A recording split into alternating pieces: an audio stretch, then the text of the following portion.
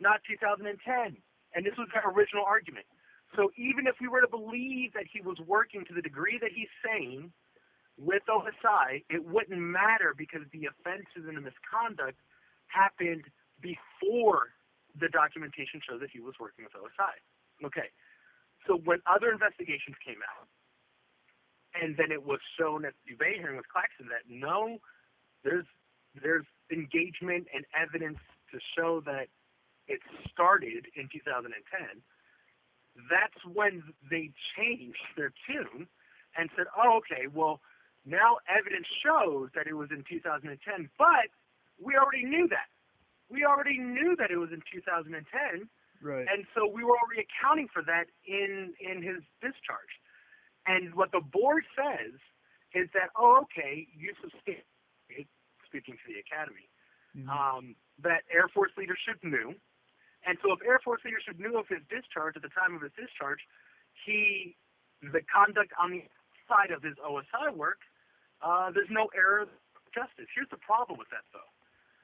There is no discussion or distinction between the separation of OSI and the conduct outside of OSI that they're referring to, right? And that's where we're at this, like, okay, well, if you're saying OSI and CI work is all substantiated, then what is specifically the conduct that you're referring to? Because if I'm saying, this is what's really, really, really tricky. If I say my discharge is directly connected to OSI, and they say your discharge is directly connected to everything but OSI, then the only way you understand that is if they give you the specifics as to what isn't and what isn't connected to OSI. They don't do that, though. They don't do that. So what I'm doing in this BCMR package is I'm, one, showing how Air Force leadership didn't know. And, the subtopic or the subpoint of that is why there's so much confusion, because here's what they knew and when they knew it, and what they're saying now is not what they're saying or what they said back then. And the second thing is, and this is the hard part to argue, where I said it's kind of simple and complex. Yeah. When you appeal to the BCMR, they make it specific that you cannot appeal with the same evidence. That you cannot appeal with the same, you have to have new evidence to make an appeal, right? That's what Skip was saying. You got to have new evidence to appeal, basically. Right, right. So how can I make an appeal to conduct that isn't specifically or clearly defined, right? Like, what evidence would I use, whether it existed or not, to show that the conduct that they're referring to is in error or injustice? It's really, you can't do that without some specific indication of the conduct, right? The only specific thing we have is not associated with CI or OSI activities. Okay, so then that makes this question of, well, if the argument was discharge as a result of OSI and CI activities, and you say conduct not associated with those things, then we look at conduct not associated with those things, and what do we have? Well, that's what it's tough, because it's like, how do you argue the evidence that you've already provided to show that the conduct on the outside of OSI is good, and they say we accept your evidence of OSI, but your conduct on the outside was bad, right? Like, it's almost like the burden of proof has to be on the academy for the board to state, by the academy's definition of my conduct on the outside of OSI, here's why the decision is upheld. They don't do that, though, because they're not divorcing in their language, and that's why I said their language is really particular. They're not divorcing OSI as much as they're implying a divorce of OSI and its misconduct. And so how do you argue that? Well, and that's what Skip is saying. We don't know how to argue it without a specific reason, right? They don't say, okay, X amount of demerits are associated to your OSI work, but we're going to uphold the decision because of these demerits or this conduct over here. They don't say that, right? So what new evidence can we provide? Well, the burden of proof would be on the academy. And in this case, they haven't shown that proof for the conduct on the outside. Right. Yeah, I mean, I don't know. I think it's a little confusing. Like, the point of like burden of proof, morally, I think that may rest on the academy. Legally, that's not the case. I mean, it rests on you. Obviously, you have to provide new evidence, which is right. It's right. kind of like a catch-22 situation. Like, well, it's almost like if you say you were charged with a crime, right? Let's say that you were charged with burglary, okay. and then then you show evidence that no, look, I have an alibi, right? Like I was in Hawaii when you said that I was burglarizing something that happened in New Jersey, and they go, oh, okay, you've shown us evidence that substantiates the fact that you were in Hawaii. Okay, great. But it was what you were doing before you burglarized that we're going to charge you for, right? And so whatever that description of that charge is, in this case, it's left blank. So you don't know what they're referring to, but you're still going to charge them. That's what makes this confusing. Is like you're still charging someone while also accepting their evidence and burden of proof to their argument. That's what makes this confusing. Right. It's. But I'll tell you why. I mean, I know why though. I mean, it's not that we don't know why. The why is because the academy said they knew. That's what makes this confusing. Is that you're right. Legally, the burden of proof is on me. Okay, great. So what was I arguing? I was arguing and showing evidence of OSI and when I started with working with OSI and how it's related to the demerits. And what the academy did is they said, oh, we knew that. Yeah. And so all you're doing is proving something we already knew. So what the board said is, oh, all you've done is prove something they already knew. So they changed it just enough in the language that if the board was to ask them point blank period, did you know all of these details before he was discharged? Yes or no? That's the question. Right. Did you know this? Yes or no? And that and what's the so like you know that? this I mentioned this before, but it goes back to like I don't know. Let's say like if ExxonMobil was in charge of the EPA, it would be like, well, did you poison that water and cause all those cows to die? And then they're like, no, we didn't, or something. And it's like, well, I mean, you can't really like question it because the people that you're trying to appeal to, I mean, they're in charge of the court essentially. They're yeah. But what I can do and going to like that example, it's like the question would now be, okay, well you told us you didn't, but then over here you told someone else that you did. So which one is it? Right? So now the question is going to be, well, over here you're outlining what you didn't know to the IG investigators.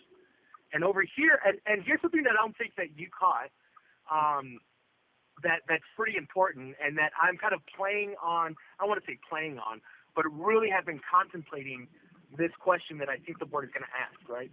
I think the board is going to wonder why the IG, because when you look at the details and the facts of the IG report, they don't have, and they don't have, or they couldn't find, any evidence of me working with OSI in 2010. What the board shows, though, is that in their statement of facts, that I began working with OSI in 2010. So the question is going to be, that's a fundamental difference that changes the scope of the case. The BCMR found as a statement of fact that my work with OSI began in 2010. Right. The IG report found as their statement of fact that I began working with OSI in 2011. Which one is right? I see. Right? Yeah.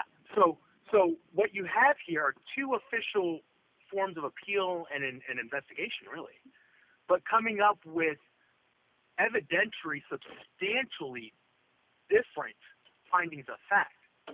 And the reason for that is because, one, the Air Force said we knew and substantiated when he was working with them. Well, hold on. Let's backtrack a quick second, because in the IG report, it goes back to saying how Munson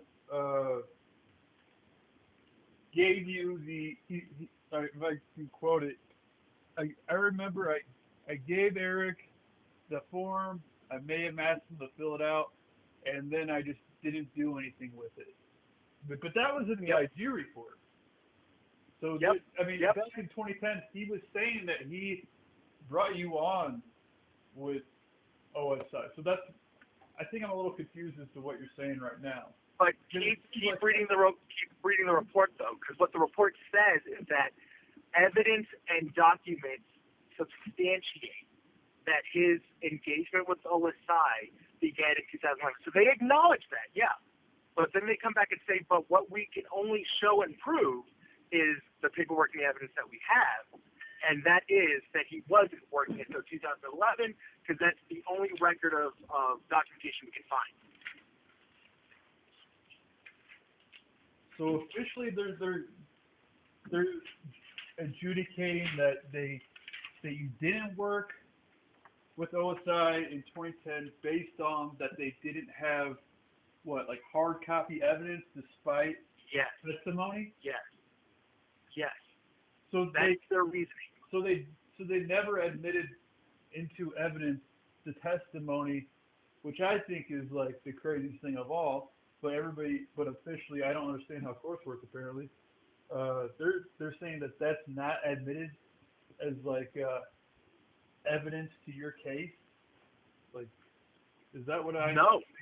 You're understanding it correctly. And this is almost word for word what they say is, we asked, no redacted, Agent Munson, whether or not he was signed up to be a CI.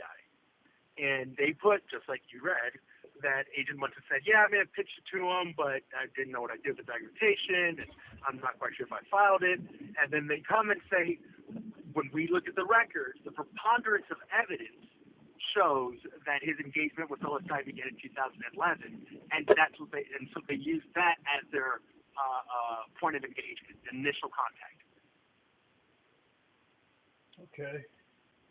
But you've also got to understand what they're asking, right? What the IG is looking into is retaliation. So to them, they're thinking what we're concerned about was, what did people know? When did they know it? And what did they do to Eric as a result of it? And what can we show in terms of evidence of that, right? So to them, they use that to also, I don't want to say argue, but to also come to the conclusion that the demerits and everything. Here's the other thing that's just trippy on the language.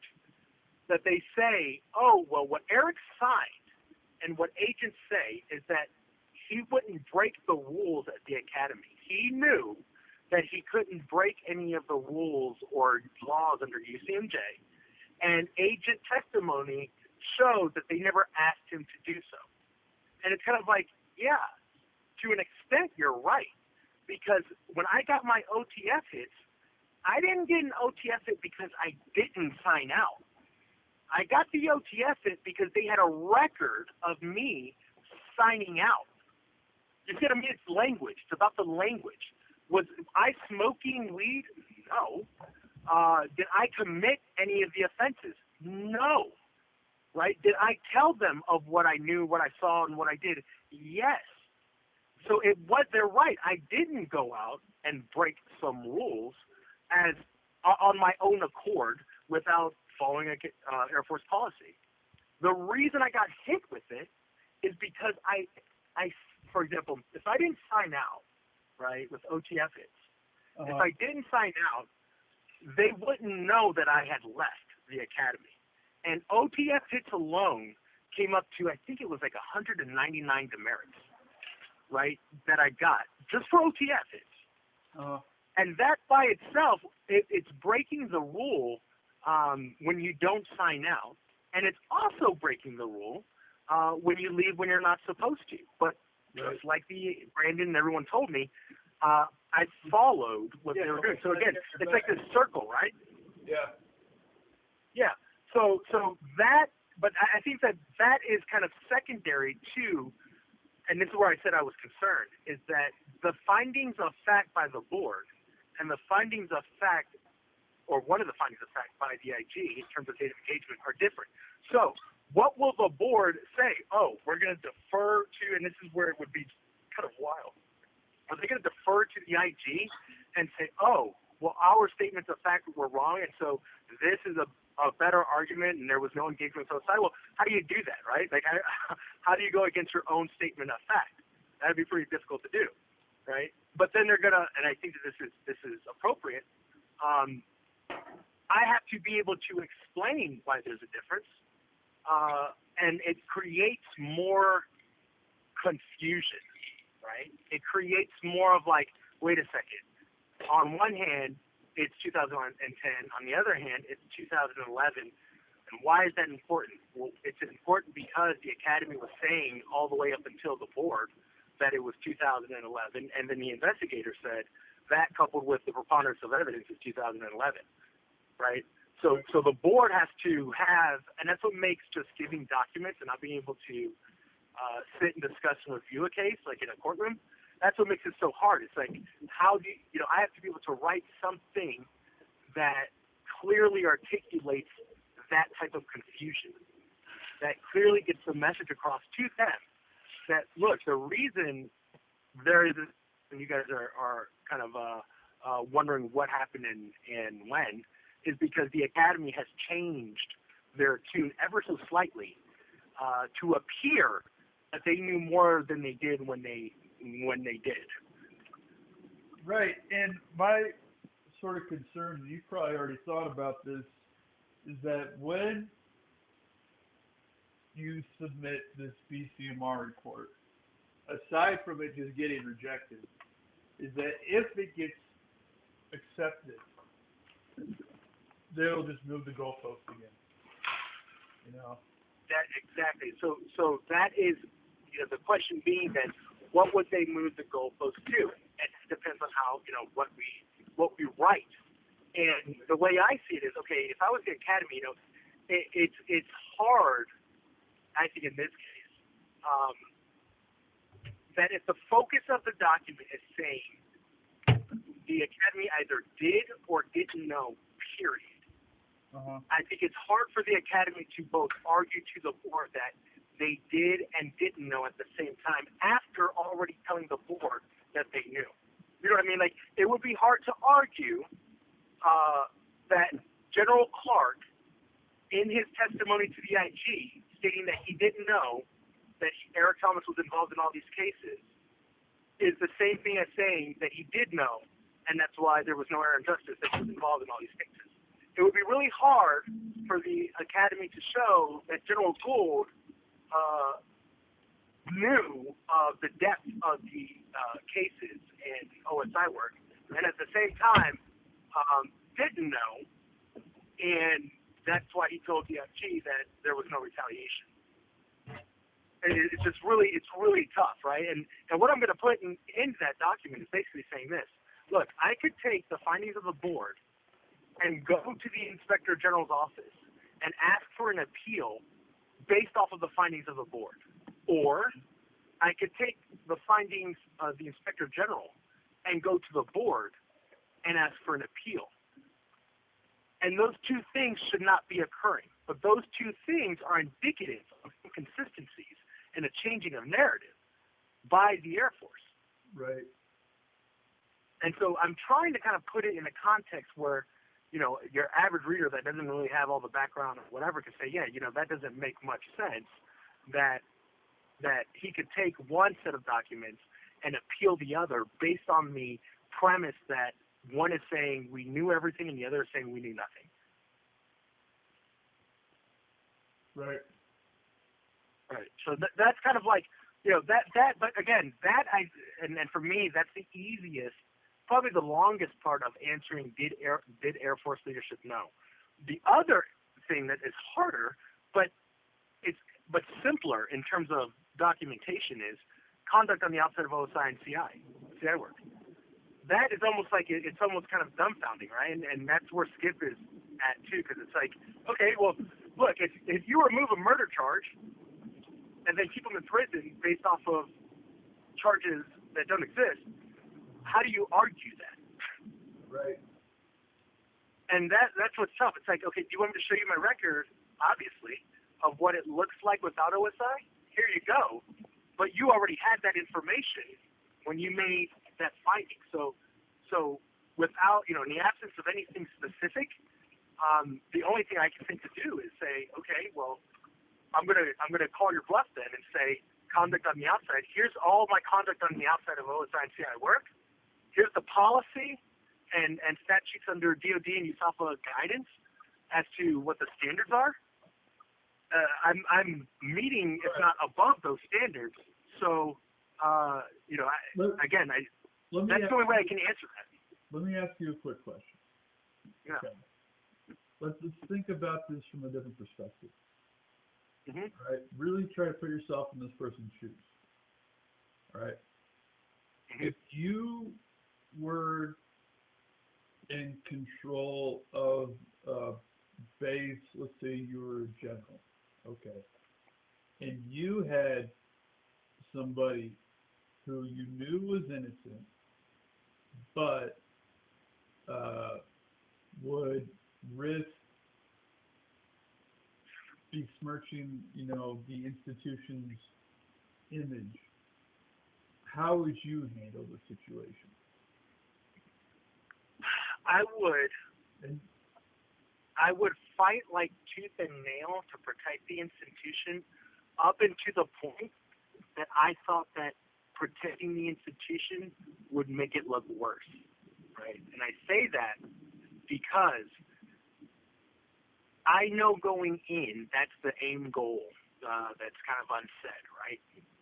But at the same time, if something is so damning and obvious that it makes the board look bad, and that people would ask the board specific questions as to how they came to their conclusion, well, now it's a little bit more closer to home that I think that might be harder to argue, right?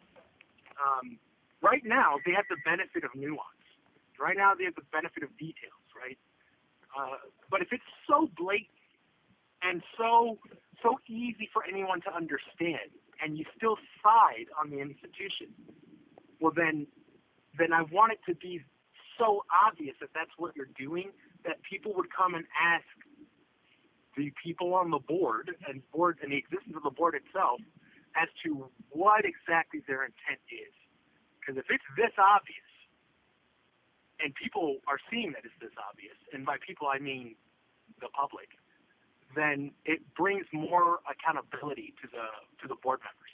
Okay. And so, but let's go that's back. how I see it. Let's back it up a little bit, okay? Yeah. So why would you be fighting tooth and nail? Why would I be fighting tooth and nail? To serve. Yeah, to serve.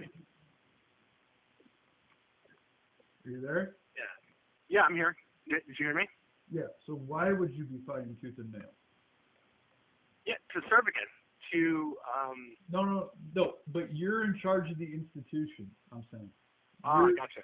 You have somebody that you know is innocent, but risks besmirching the image of your institution. Why would you be fighting tooth and nail to protect your institution? I would do so because at the end of the day, I will always err on the side of the institution. I will always find that what the institution stands for, and if they do something wrong, it's not nearly as wrong as it might be to bring this person back in. All right, I would err on the. Yeah. Let's think about what your responsibilities are, all right, in your day-to-day life. Like maybe you have a family, maybe you have whatever, or maybe you have investments, maybe you have, you know, whatever, like all the above. You have all the above responsibilities as somebody sitting at the head of this institution. Why Hmm. risk protecting the institution? Because I would think that in my case, it would be if we were to let this person in. See, I don't think it's going to be. I don't think the thought is framed like protect the institution in terms of. I think protecting the institution to them means don't let this kid back in because of look at the weeds he's already created. So to protect any further issue that might come up, any dirty laundry that might come out, it is better to protect the institution by not letting him back in. I think that's how it's viewed. And how will that affect you as somebody in charge of that institution? By not letting that person back in, Yeah. I think it affects the person like they feel like they made the hard decision but the right decision. I think they feel like they protected from an unforeseen disaster that would have been, I guess, imminent. I think Let's they think would. about what are you risking as somebody running this institution to yourself? You know, what do you feel like there is a chance you may lose something if you let this person in, or Yeah, you're safe enough where you'll lose nothing? And that's so sort of speaks to like what the culture of the academy and the military is. You know more about than I do. well, I think look at the end of the day, what they're protecting is kind of like the club, right? You're protecting Yeah, the code, but, if you but will. forget about think about what the individual making the choice risks, right? Because let's go back, okay? Let's think about let's assume for a second that Michael Gould knew everything, which nobody seems to be talking about, but I don't think he's going to be a dumb person who's the head of the academy, and I think he knows certainly more than he leads on to. That I'm fairly certain about. Despite what everybody else thinks, that's fine. They don't have to agree with it. But if I'm sitting at the head of the institution, okay, and I'm having reports, unofficially sent to my desk where I am reading about, this beloved football team that I've been a part of for, at this point, maybe 40, 30 years of my life, whatever. And you have some kid who comes in and kind of fucks that all up, and not only fucks that all up, but puts my ability to maintain order in this institution into question. All right. And then at that point, I have to decide well, do I just try to brush this under the rug and hopefully nobody finds out about it? And if I do that, at worst, I'll say I didn't know anything, and at best, I'll say that I just wasn't aware of what was going on to the full degree of details, Mm-hmm. By doing that, I remove myself from the possibility that the sanctions that,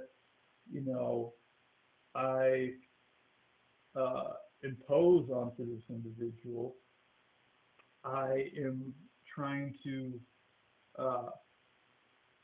relinquish the responsibility that I have on the bureaucracy of the situation.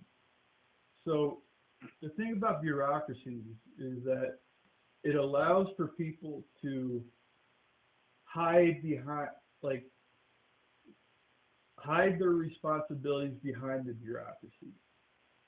So, though, because they function more or less as, a collective agreement, but generally there is somebody, at the head of a bureaucracy.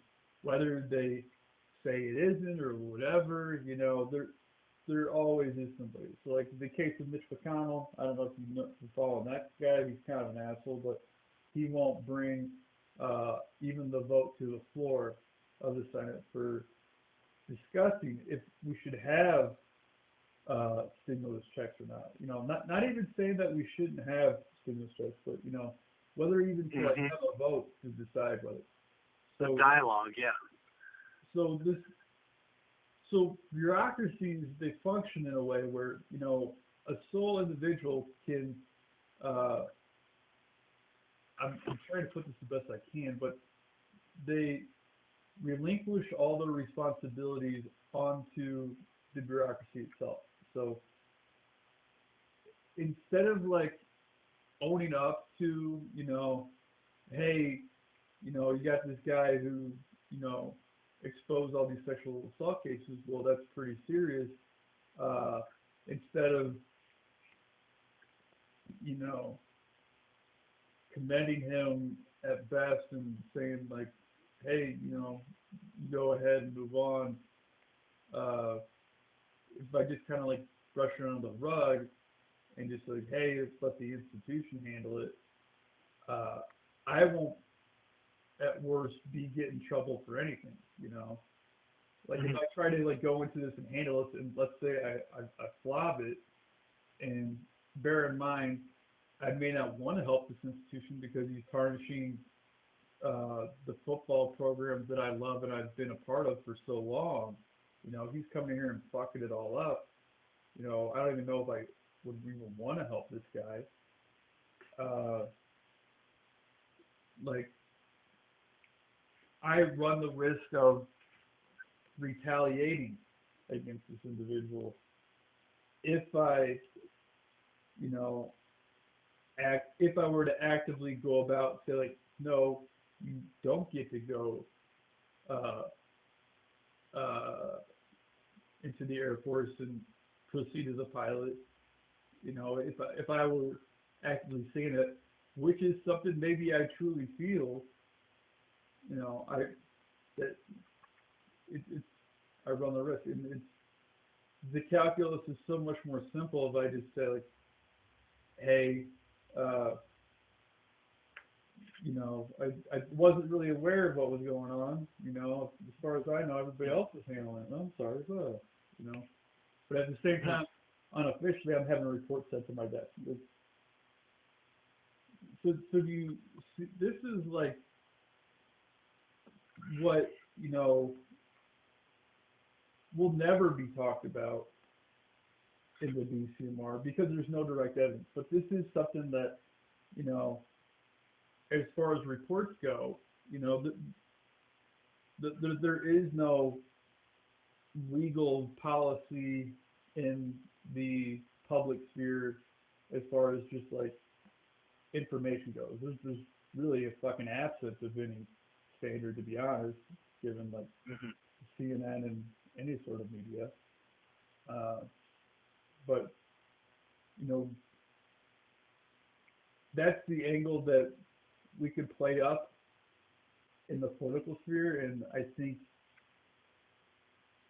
you stand a greater chance of getting closer to your goal, in my opinion, playing the angle that you have been. I know you're trying to play multiple angles, but playing the angle that you have been playing, talking to people like Miss Paula White or whoever. That seems the best track. And yeah, 1,000%. I mean, and that is more, which is why it was kind of determined when we got the BCMR report back and everything else was released that okay, well, it is so obvious that this is more of a bureaucratic action and preservation of the institution that it seems like it would be more likely to try these other means to get things remedied Well, than to go down the same not route. just preservation of the institution, okay? Like, let's Not think just, yeah, not just. too broad of terms. But let's think about, the people that are in the institution, who this could fall bad on, you know, run the risk of being slapped by the invisible hand. Right. Like that invisible hand comes from the few. Because I'm under no delusion that everybody in the military thinks the same. I think there's probably a good, the fair chance that a small percent think the way you think, and maybe think the way that Skip thinks, that, there are things that happen into the military, and they probably operate on some judicial committee, whatever, but getting to those individuals is going to be, I feel like, extremely difficult. But playing back, it should be the case that I think we should pursue this political route. That would be, I think that would be the best. Yeah, I mean, and I agree with that. I mean, if I was to, when we were getting our jobs in the Air Force, we had to pick 8 different jobs that we would want and rate them as to, if you want a pilot, then, put that at 100% on a scale from like 1 to 100. If you want to be security forces, put that on a scale from, 1 to 100. So maybe that's like 50% you want to do it, so forth and so on. I would say that, yeah, the political angle would be my top number one choice of means to get this stuff fixed. Sure. And because of that, that's why I push a lot harder on that side. So yeah, I see and I recognize the feasibility between the two and what seems more likely to get movement and results. Yeah, seen that for years. Definitely seen that for years. I've been thinking about running this podcast thing for a minute, and I'm still like kind of uncomfortable with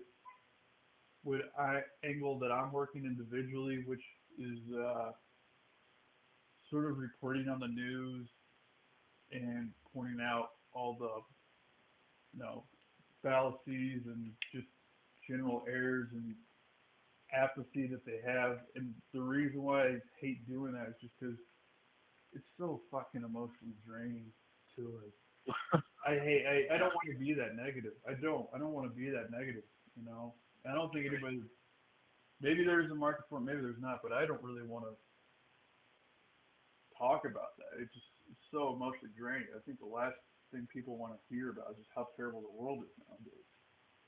But I was thinking about the conversations that we've been having, and I'll have to go back, and I don't really have any editing software at my fingertips, but I'll have to go back and see what conversations I can put up. But if you're okay with that, yeah, posting these conversations to YouTube or Spotify or whatever. Yeah, I mean, yeah, no, look, like I said, at the end of the day, I am as open as I can be, and so have all the liberty you want in doing or presenting or discussing or I guess painting the portrait of conversations, of the story, of the specifics, but also broadly, and how it's applicable to so many different things, and then also how it's exclusive. I mean, have at it, because for me, I see a few things. I see one that we all, no matter what you're doing, if you're in the military or not, we all go through a lot of similar things. This idea of this invisible hand is in everything and everything. Comes in different degrees, but it doesn't mean that the existence isn't there. The ability for people to relate and learn, one of the biggest things and means the way I learn or get motivated or find inspiration is understanding what someone was going through, went through, and not just how they came out the other side, but kind of like the unforeseen or undiscoverable lessons that are preserved for only moments and challenges and trials that are like that, right? I think it happens with a lot of people too. I think also having discussions about it, I think that it helps people at the end of the day.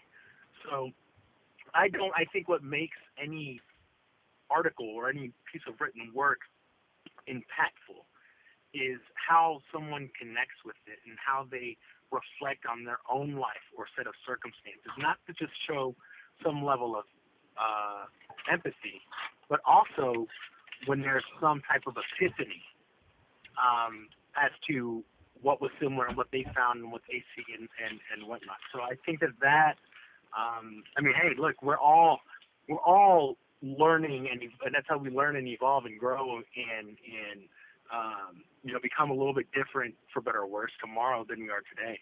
So I don't see, whether it be news or whether it be like really formal, whether it's very informal, whether it's a podcast, whether it's a blog. I mean, I think that it comes in a lot of different vehicles and a lot of different mechanisms, and I don't think there's a right or wrong way to do it because it all delivers something a little bit different.